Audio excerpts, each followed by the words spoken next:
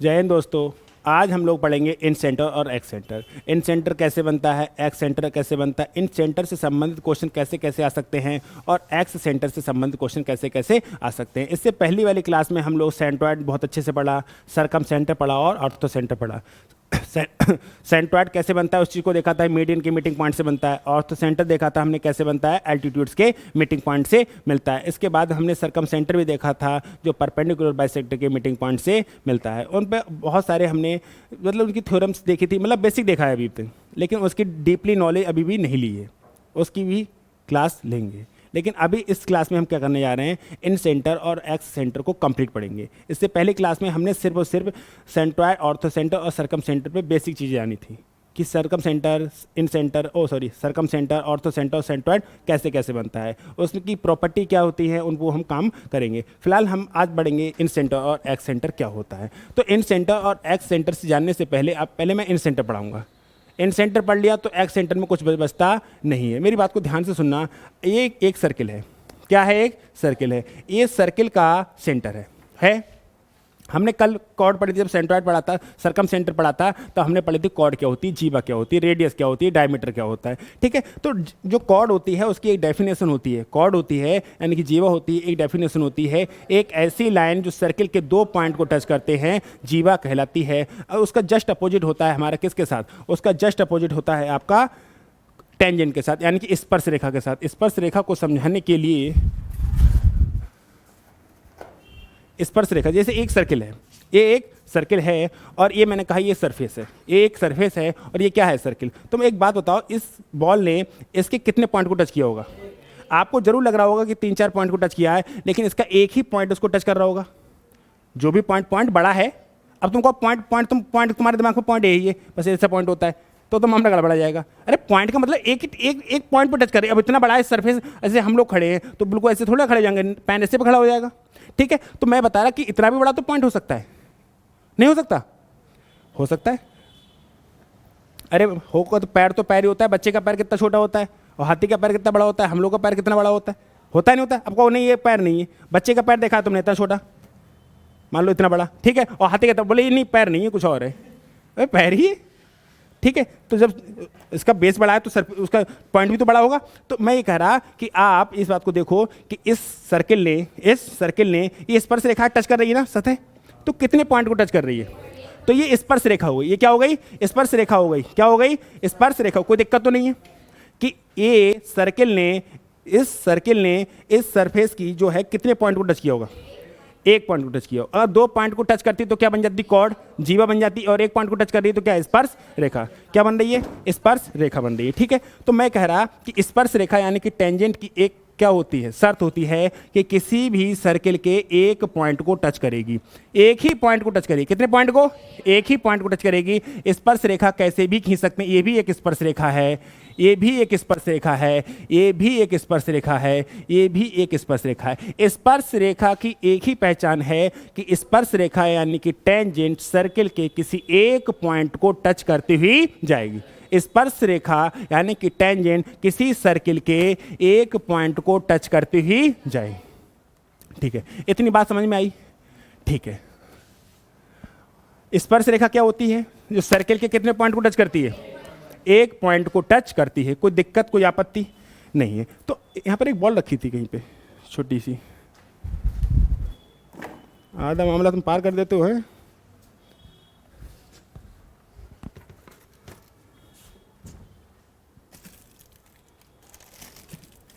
अब कैसे समझाएं हम?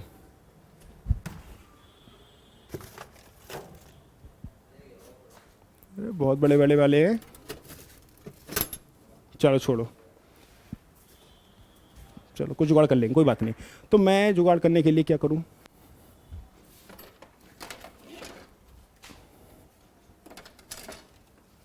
देखो, इसको देखो, मेरी बात को ध्यान से सुनना। ये और ये स्पर्श रेखाएं हैं। रुक जा, जैसे ये मैंने बोला तो ये भी स्पर्श रेखा है नीचे से और ऊपर भी स्पर्श रेखा जा रही है। तो ये जो स्पर्श रेखा है टच एक ही पॉइंट को टच करेगी ना। जैसे मैंने कहा ये इस एक ही पॉइंट को तो टच कर रही होगी। ये पाइप की लाइन है तो इसके कितने पॉइंट को टच कर रही होगी? तो एक ही स्पर्श रेखा क्या हो सकती है? एक ये स्पर्श रेखा हो सकती है, ये भी स्पर्श रेखा हो सकती है, ये भी एक स्पर्श रेखा हो सकती है, नहीं हो सकती? हो सकती है। तो इसको हम कैसे समझेंगे? मेरी बात को ध्यान से सुनना। ये एक हमने क्या बना दिया? सर्किल। क्या बना दिया? सर्किल बना दिया। तो मैं ये कह रहा कि यहां से अगर मैं कहूं तो ये एक स्पर्श रेखा है, और यहां से अगर मैं बात करूं तो ये भी टेढ़ा हो गया, ये भी एक स्पर्श रेखा है नहीं? तो ये एक पॉइंट को टच कर रही होगी, 50 पॉइंट को टच कर रही हो, ये एक पॉइंट को टच कर रही होगी, 50 पॉइंट को टच कर रही हो, और ये क्या है इसका सेंटर? ये क्या है इसका? तो मैं आपको ये समझाने जा रहा हूं कि अगर ये स्पर्श रेखा है, ये दोनों स्पर्श रेखा हैं स्पर्श रेखा, तो इनकी दूरियां आपस में बराबर होंगी या नहीं होंगी? एक ही पॉइंट को टच कर रही है, एक ही पॉइंट को टच कर रही है, इनकी दूरियां जिस पॉइंट पे ये टच कर रही है और इस पॉइंट पे ये टच कर रही है। मैं बॉल से बहुत अच्छे समझाता है, लेकिन मेरी बॉल यहाँ से नहीं कोई ले गया, ठीक है। अगर मैं इसको ऐसे करके पकड़ लूँ, ऐसे करके पकड़ लूँ, तो ये वाली डिस्टेंस और ये डिस्टेंस बराबर होगी। समझा देंगे फिर बाद में, छोड़ो, भी नहीं बन पा रहा इससे। तो ये वाली अगर मैं कह दूँ इसको ए और इसको मैं कह दूँ बी, एक ही पॉइंट को टच कर रही होगी ना, और इसको, तो ए बी बराबर ए सी होगा। ए बी बराबर क्या होगा? ए सी होगा। ए बी बराबर क्या होगा? ए सी होगा। ए बी बराबर क्या होगा? ए सी होगा। ए बी बराबर क्या होगा? ए सी होगा। कोई दिक्कत? अगर एक सर्किल पर मैं यहां से भी खींच सकता हूं, एक टेंजेंट ये खींच दी और एक टेंजेंट ये खींच दी, इसको मैं P कह लूं, इसको मैं R कह लूं और इसको S कह लूं, तो PS बराबर क्या होगा? RS होगा, नहीं होगा?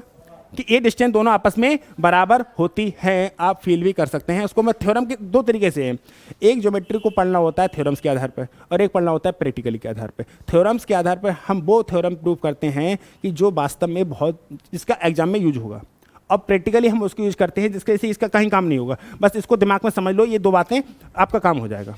इससे फालतू में हम लोग लोड नहीं डालेंगे दिमाग पे कि ये वाली लाइन, नीचे वाली लाइन और ऊपर वाली लाइन दोनों आपस में बराबर होंगी। जिस भी पॉइंट पर टच कर रही हैं ये दोनों लाइन आपस में कैसी होंगी? बराबर होंगी। बस इतना सा काम है इसका, ठीक है। तो ए बी बराबर क्या होगा? ए सी। कोई दिक्कत? ठीक है। अगर ए वाली और ये वाली बराबर है, बराबर का सिंबल यही होता है, ठीक है। अगर मैं यहां से सेंटर को मिला दूं, अगर मैं यहां से सेंटर को मिला दूं, अगर मैं यहां से सेंटर पर एक लाइन खींच दूं, तो जो एक एंगल होगा, अगर मान लो ये एंगल था तुम्हारा 50 डिग्री का, कितने का एंगल का था? तो ये आधा आधा डिवाइड हो जाता है। कितने में टूट जाएगा? 25-25 में टूट जाएगा। मैंने कहा अगर मैं यहाँ से इस पे लाइन खींच दूँ, सेंटर को मिला दूँ, अगर ये एंगल था तुम्हारा 40 डिग्री का, कितने का था? तो ये एंगल 20-20 डिग्री में टूट जाता है। ये एंगल 20-20 डिग्री में टूट जाएगा। तो क्या इस लाइन को हम इंटीरियर एंगल बाइसेक्टर कह सकते हैं? अंदर की बात है। एक देखो मेरी बात सुनो, ये बात यहाँ समझ लो, यहाँ पे ऐसे करके ये एंगल है ना, ऐसे वाला, ये है इंटीरियर एंगल बाइसेक्टर, अंदर की बात हो रही है। और जो बड़ा वाला है ये है एक्सटीरियर एंगल बाइसेक्टर। ये है इंटीरियर एंगल बाइसेक्टर और ये है एक्सटीरियर एंगल बाइसेक्टर। अगर मैं इसको आधा आधा डिवाइड करूं तो ये अंदर की बात हो रही है, तो ये इंटीरियर, अंदर की बात हो रही है इसलिए इंटीरियर। और एंगल बाइसेक्टर क्यों कह रहे हैं? क्योंकि एंगल को बाइसेक्ट कर रहा है, एंगल को। और अगर साइड को बाइसेक्ट करता है तो हम इसे कहते हैं मीडियन। साइड को बाइसेक्ट कौन करता है? मीडियन। और एंगल को बाइसेक्ट कौन कर रहा है? Angle bisector. Angle bisector. इतनी बात क्लियर हो रही?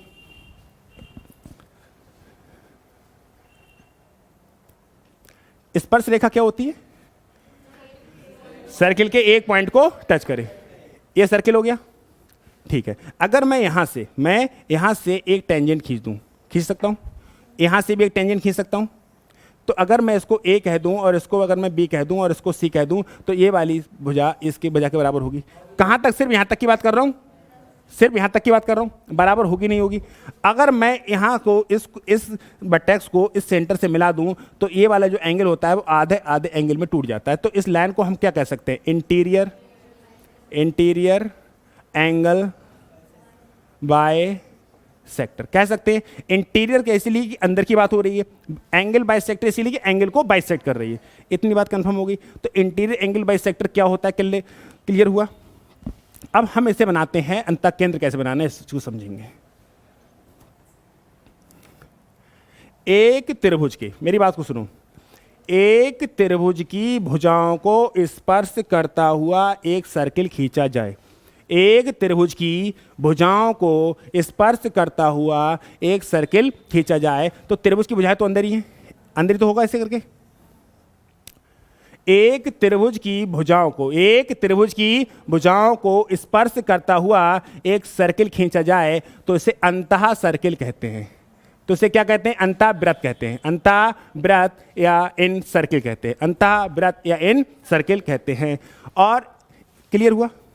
एक त्रिभुज की भुजाओं को, एक त्रिभुज की भुजाओं को स्पर्श करता हुआ एक सर्किल खींचा जाए। चूंकि ये अंदर है इसीलिए अंता, और चूंकि वृत्त है इसलिए अंतःवृत्त कहते हैं, अंग्रेजी में इन सर्किल कहते हैं। क्लियर है? इतनी बात क्लियर हो गई तो आपको समझो, क्या ये टेंजेंट है? क्या ये भी टेंजेंट है? तो है नहीं है। क्या ये भी टेंजेंट? अगर मैं इसको ए कह लूं, इसको मैं बी कह लूं और इसको सी कह सकता हूं, क्या ये भी ये वाली भुजा इसके बराबर होगी नहीं होगी? और ये वाली होगी या नहीं होगी? क्योंकि ये सब टेंजेंट, लेकिन इसका कोई वास्ता नहीं, इसका और इसका कोई वास्ता नहीं। लेकिन ये तो नंबर होते हैं कि दो निशान इस पे लगा दिए, दो इस पे लगा दिए तो इस दोनों के बराबर, तीन निशान इस पे लगे, तीन निशान से ये दोनों बराबर, एक निशान इस पे लगा, एक निशान इस पे लगा तो ये दोनों बराबर। इतनी बात कंफर्म हो गई। अच्छा सुनो, हमने ये सेंटर है, क्या है? अगर इस वर्टेक्स से इस सेंटर को मिला दिया जाए, इस वर्टेक्स से इस सेंटर को मिला दिया जाए, इस वर्टेक्स से इस सेंटर को मिला दिया जाए तो ये एंगल बराबर बराबर भागों में टूट जाएगा नहीं टूट जाएगा? ये भी एक्स और ये भी एक्स, टूटेगा नहीं टूटेगा? तो ये जो है ये इंटीरियर एंगल बाइसेक्टर है नहीं है। अगर मैं यहाँ से भी खींच दूँ तो ये भी क्या है? Interior angle bisector. और मैं यहाँ से भी खींच दूँ तो ये क्या है? Interior angle bisector. क्या है? Interior angle bisector. क्लियर हो पाया? ठीक है, मेरी बात को फिर से समझेंगे और मैं फिर से इसे बनाऊंगा कि एक त्रिभुज की भुजाओं को स्पर्श करता हुआ, एक त्रिभुज की भुजाओं को स्पर्श करता हुआ एक सर्किल खींचा जाए, एक त्रिभुज की भुजाओं को स्पर्श करता हुआ एक सर्किल खींचा जाए, एक त्रिभुज की भुजाओं को स्पर्श करता हुआ एक सर्किल खींचा जाए, तो इस सर्किल को अंता सर्किल कहेंगे। अंता सर्किल इसीलिए कहेंगे क्योंकि ये त्रिभुज के अंदर है, और कल हमने जब सर्कम सेंटर पढ़ा था तो त्रिभुज के बाहर था, तो इसे परिवृत्त कहा था, इसे अंतःवृत्त कह रहे हैं। अंतःवृत्त इसलिए कह रहे हैं त्रिभुज के अंदर है, और परिवृत्त इसलिए कहा त्रिभुज के बाहर है। कोई दिक्कत? अच्छा एक बात बताओ, बहुत से लोगों के दिमाग में एक क्वेश्चन आता है कि त्रिभुज की भुजाओं को स्पर्श करता हुआ त्रिभुज के अंदर वृत्त खींचा जाए। मेरे भाई, त्रिभुज के अंदर ही वृत्त होगा, बाहर बन ही नहीं सकता।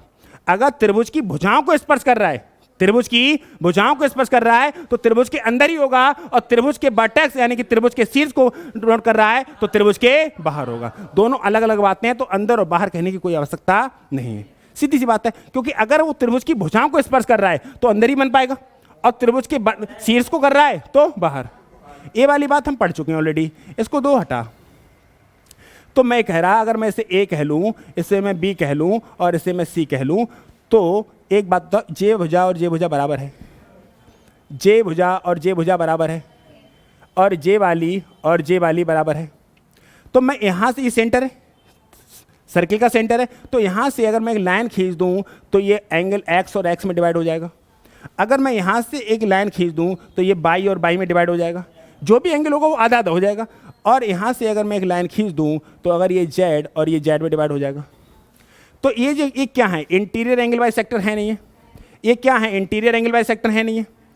तो क्लियर हुआ कि अंतः केंद्र कैसे बनता है? इंटीरियर एंगल बाइसेक्टर के मीटिंग पॉइंट से। जहां पर इंटीरियर एंगल बाइसेक्टर मिलते हैं, जहां पर इंटीरियर एंगल बाइसेक्टर मिलते हैं, उस पॉइंट पर बनता है एन सेंटर, उस पॉइंट पर बनता है एन सेंटर, उस पॉइंट पर बनता है एन सेंटर। क्लियर हुआ इतनी बात?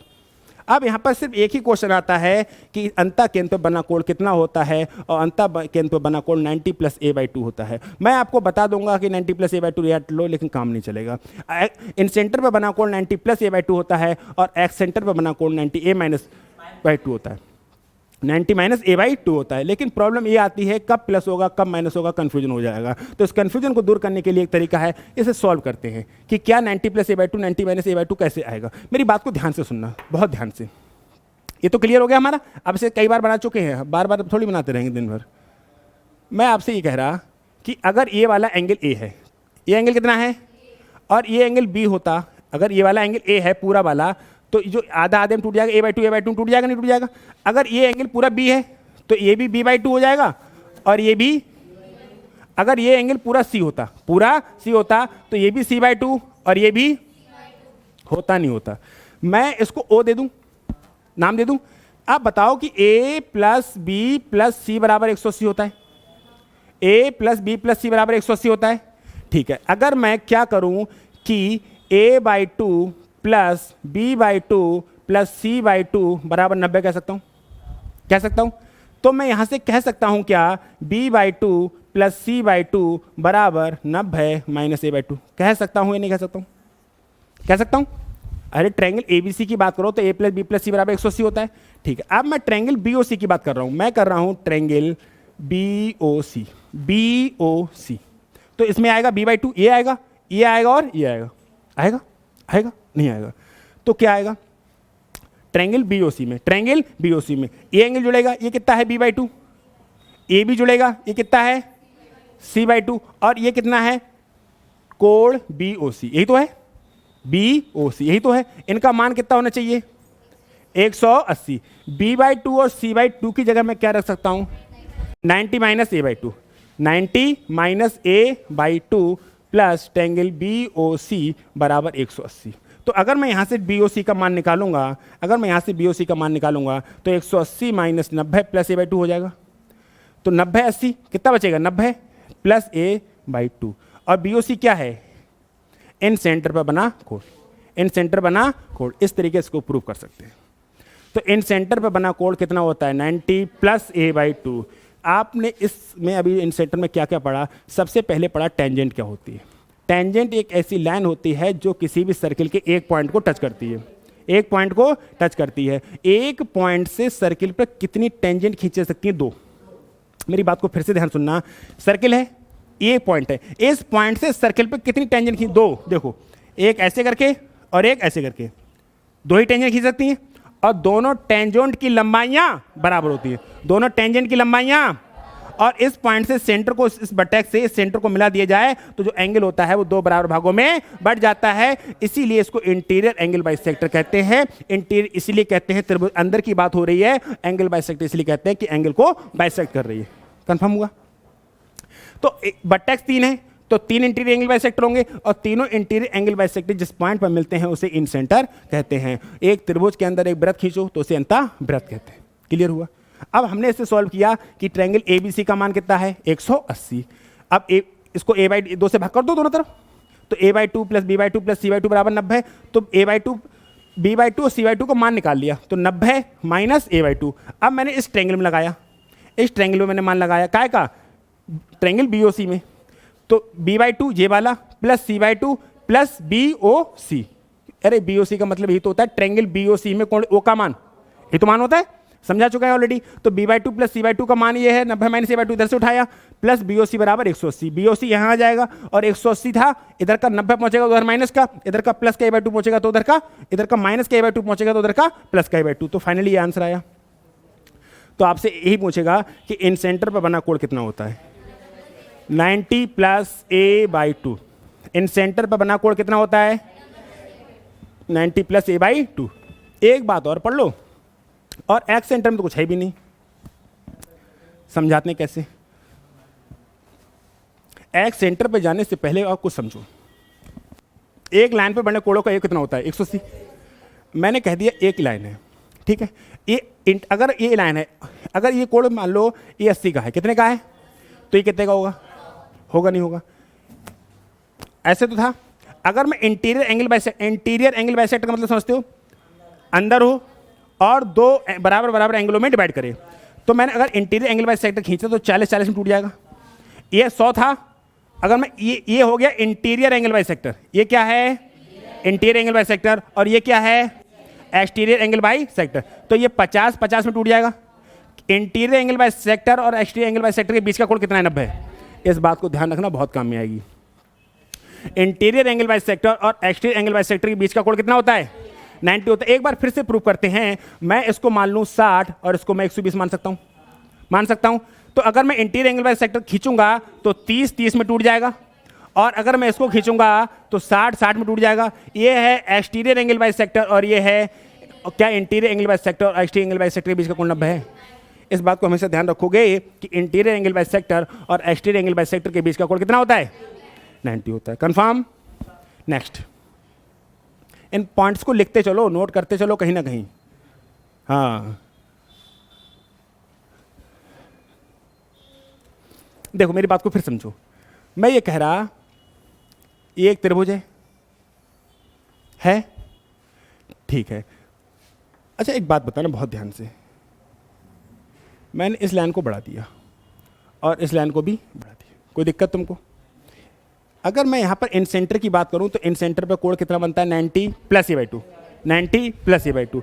अब मुझे अच्छा एक बात बताओ, अगर मैं अंदर जा रहा हूँ तो इन सेंटर हो रहा है, अब मैं बाहर जाना है, मुझे बाहर जाना है, तो मैं एक बात बताऊँ एक्स सेंटर, मेरी बात को ध्यान से सुनना बहुत आराम से, कि अगर अंदर जा रहा हूँ तो इंटीरियर हो रहा है और मुझे बनाना है एक्स सेंटर, तो मैं एक्सटीरियर एंगल बाइसेक्टर यही तो होगा नहीं होगा? अब यहाँ से ये तो इंटीरियर एंगल है अंदर का, ये क्या होगा? Interior angle. अच्छा सुनो, चलो मैं बना ही दे रहा हूँ। अगर इसे ये हो गया इंटीरियर एंगल बाइसेक्टर और ये भी क्या हो गया और ये भी क्या हो गया, अब मुझे बनाना एक्स, यहाँ पे तो कोण कितना बनेगा? 90 प्लस a/2 यही बनेगा। मैं इस ये हो गया इंटीरियर एंगल बाइसेक्टर, ये बना एक्सटीरियर एंगल बाइसेक्टर और ये भी क्या हो गया? Exterior angle bisector. ये दिख रहा है कैमरे में? ठीक है, तो ये पॉइंट बना। तो एक बात बताना बहुत ध्यान से, अगर मैं यहाँ से इसको खींच दिया पीछे के लिए, एक यहाँ पे ऐसे का लाइन आ सकती है और एक ये लाइन को मिलेगी तो यहाँ मिल सकती है। ऐसे ही एक लाइन मेरी ये जा सकती है और एक लाइन मेरी ये जा सकती है। तो एक्स सेंटर बनाने के लिए क्या तुम लोग उलझ जाओगे? एक काम करो, इसको अभी हमने पढ़ाई नहीं, मैंने कुछ नहीं बताया, ठीक है? मैंने अभी कुछ नहीं बताया, कुछ नहीं बताया, इसको समझो बस। ये हमारा था क्या? इन सेंटर। इतना पढ़ के आए हैं। तो मैंने कहा मुझे एक्स सेंटर बनाना है, तो इस लाइन को पीछे और इस लाइन को पीछे हटा लिया।